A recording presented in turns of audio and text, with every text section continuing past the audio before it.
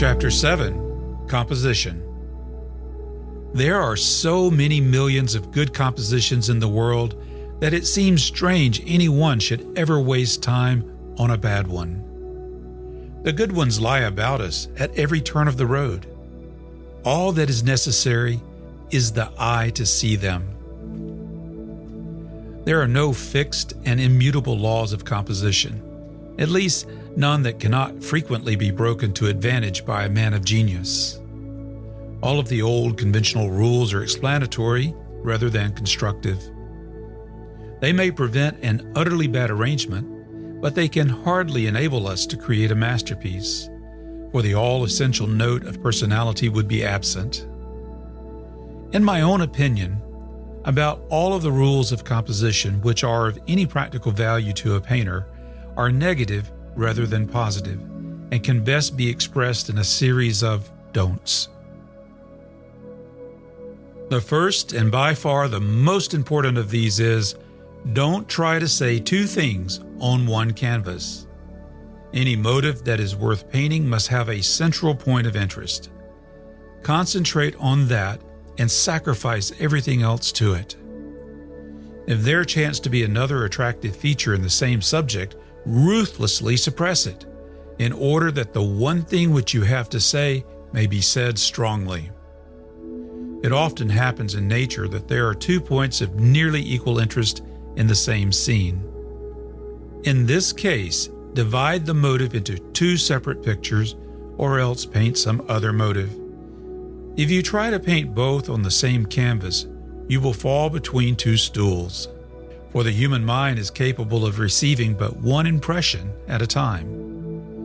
An instance of this double motive which recurs constantly in nature is the scene where some handsome landscape is reflected in a pool or stream, the reflection being often more beautiful than the scene which it reflects. It would be fatal to attempt to reproduce both in one picture. The eye of the spectator would not know upon which of the 2 pictures to rest, and neither would make its full impression. An excellent example of the correct way to treat this motive is to be found in the river views of the Norwegian painter Frits Thaulow, who never gives more of the landscape itself than a suggestion at the top of the picture, thus concentrating the attention on the beautiful swirling expanse of water below. The water itself tells all that is needful of the thing it reflects, and the attention is not distracted in the effort to see 2 things at once. I have seen many a poor picture in which 2 very excellent pictures had been painted upon the same canvas, either of which would have been beautiful by itself. If you wish your message to carry, don't confuse your audience with irrelevancies. Make your single statement clear and forceful and convincing, and let it stand by itself. Don't try to give too much for the money. This is even a worse mistake in art than it is in business. Secondly, don't divide your picture into spaces of equal size and proportion. For some psychological reason of which we have not the explanation, the human mind abhors an equal division of space in a picture. Therefore, don't put either your horizon line or your principal object of interest in the exact center of the canvas. How far above or how far below the center of the horizon should be placed will of course depend upon the character of the motive and its various units. Unless there is some very convincing reason for the high horizon, however, all experience points to the lower division as best.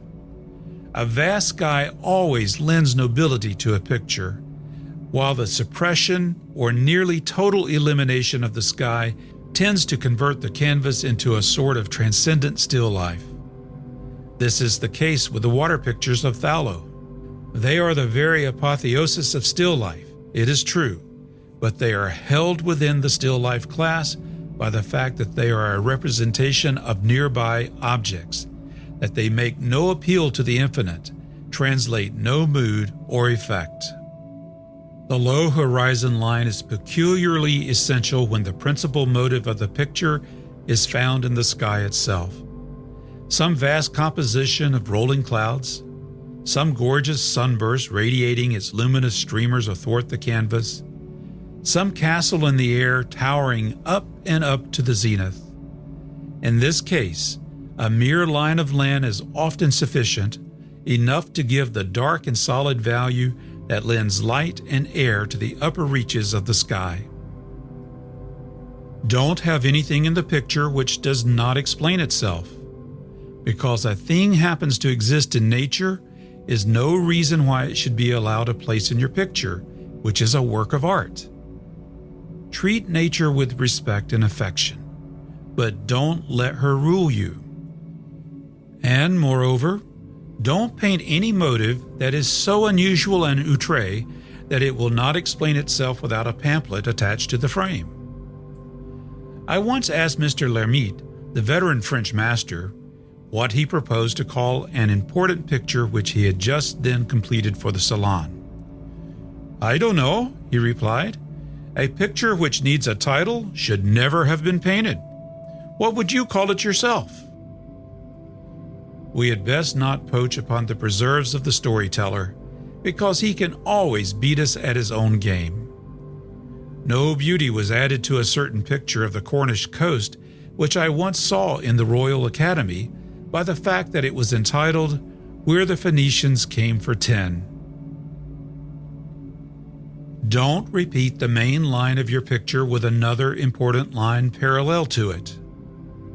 If you have a mountain form swinging up to the left, have your clouds swing up to the right, or tend in that direction. If you are painting in a flat country like Holland, and your horizon line is forcedly horizontal, make this straight line beautiful by adjusting the cloud forms to it in agreeable contrast. The sky is, in this respect, a wonderful resource to the painter, for its lines may sweep in any one of 100 different directions, and they can thus always be made to balance or accentuate or modify the lines of the solid earth, which cannot change. Above all, don't let the dominant line of your picture end aimlessly in midair. With the sky to help, there is no excuse for this. It should be picked up and carried on in a sinuous, living line, like the sweep of a winding brook or the curve of a mountain road. The psychological effect of this living line in a picture is one of the most potent, though one of the most mysterious things in art. As I have already said, however, there is not one of these rules nor one of the old conventional tenets that cannot occasionally be disregarded to advantage. No, in this I am mistaken. There is one rule at least which must never be broken, the rule which says, "Thou shalt not paint two pictures upon one canvas, for the house which is divided against itself inevitably falls to the ground." But I have seen an excellent picture in which the horizon line bisected the canvas exactly in the center, the necessary balance being achieved by other means. I have also seen pictures in which the repetition of the dominant line added a strange beauty to the canvas. Don't crowd your composition. Let your tree or your mountain have breathing space. Keep them away from the edge of the frame. They will gain in dignity and apparent bigness by diminishing rather than increasing their proportions. Don't put in a single unnecessary feature. Everything which does not contribute to the grace or the beauty or the force or the sentiment of your picture detracts from it. But unquestionably, the best rule of all is to keep the eyes always wide open and observant of the things about you. For the most beautiful compositions in the world are always the daring and unexpected arrangements of nature.